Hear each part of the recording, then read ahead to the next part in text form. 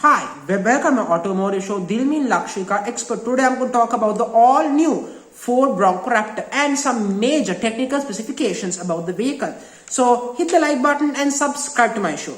Now today on the video I will talk about many technical specifications including suspension, suspension travel, things like that. So this might not be necessarily about my overall opinion. For that I will do another video on that.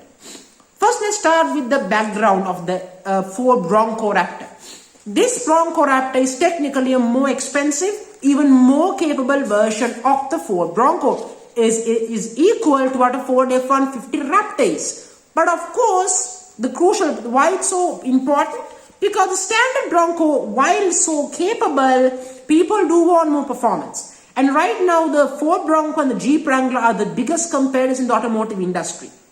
The Jeep Wrangler began the rivalry by putting a massive 6.4-liter Hemi V8 under the bonnet in the Jeep Wrangler. So Ford had to respond, and this Wrangler V8 is the response. The Bronco Raptor is the response. So let's start with the normal specifications. 5-door SUV, 5-seater, 4-wheel drive, and only available with a 10-speed automatic, of course, with a 10-speed automatic. And trim level is of course Raptor. It's powered by a 3-liter twin-turbo V6. Now, it's not a V8, but it's a V6, but it's twin-turbocharged. So, in my personal opinion, it's a very good engine, equally good as the V8 Hemi in the Wrangler. So, with 400 horsepower, now they said 400 at least. So, I would think this will make around 410, 415, maybe 420 horsepower in my opinion. But not 450 as the F-150 Raptor, as it can't. So, let's get that out of the way quickly. I also want to talk about towing capacity. This thing will tow up to 4,500 pounds in terms of towing capacity as well, the Raptor. So, I'm pretty excited on that as well. So, let's talk about the key mechanical specifications. This thing has upgraded Dana axles with the upgraded the transfer case. Also includes a Baja mode, which which allows you to have even more capabilities off-road, especially in the desert, like a true Baja off-road racer has. So expect to have tremendous ability off-road, more than anyone ever needs. It's pretty much an off-road Baja racer for the road. Then you have HOSS suspension which will also give more off-road abilities and further capabilities of this vehicle, further improving from the standard Bronco, which is no bad to begin with. And then this will come with Fox semi-active dampers. They will adjust the ride height according for the ride height and suspension according for the terrain it's on. So if it's on the desert or mud or whatever, it will adjust the suspension according for the terrain and the requirements.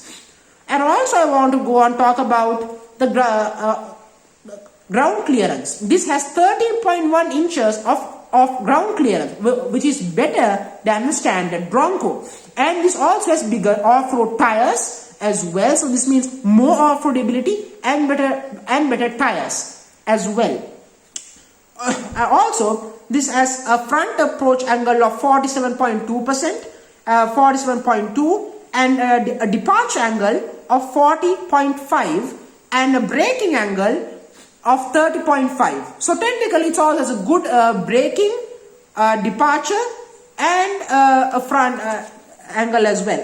Then of course in terms of how deep you can go in this water, how much underwater can you go in the Bronco, 37.1 inches. So if you take this off-road, you can go very deep underwater as well if you wishes to. This thing also comes with a wide body inspired styling, so that means wider in terms of design, which gives more stability, because when the body is wider, the vehicle is more stable. That's how it works.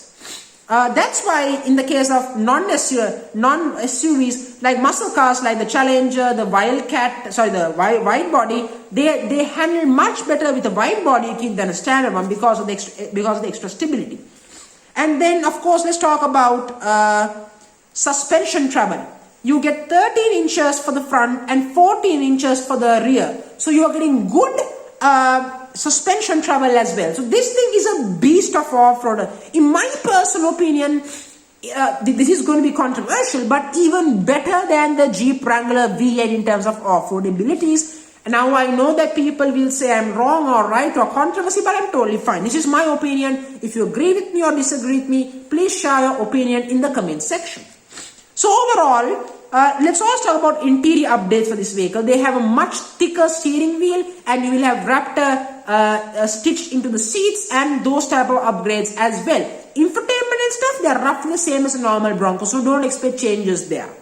So overall, what is my personal opinion? Before that, price. Now the starting price is $60,000 plus, but after $1,400 worth of destination fees, total price is $69,994. Round figure $70,000. That's $5,000 less than a Jeep Wrangler V8. Now let's talk about the overall package. In my opinion, the Wrangler V8 is a tad better option because for $5,000 more, you are getting a 6.4 liter V8, which is also a Hemi. Compared to an EcoBoost V6, it's a much better engine in my personal opinion. But I'm a person who buy a vehicle not just for the engine. So I want my viewers to understand that, because if you're spending $70,000, you also need to have a vehicle that looks better and a better interior. So in my opinion, the Ford Bronco has a better interior and looks better. And plus, I think it's better off-road, which combined makes it better than the Wrangler V8, even though there's a deficit of more than 60 plus horsepower, even though there's a deficit. So overall, my take on the new Ford Bronco Raptor is quite simple. It's the best body-on-frame mid-size SUV in the United States. There is no question about that. In the future, I will do a video comparing this to its main body-on-frame competitors as well. So thank you very much for joining me on the show. Hit the like button and subscribe to my show. Thank you very much.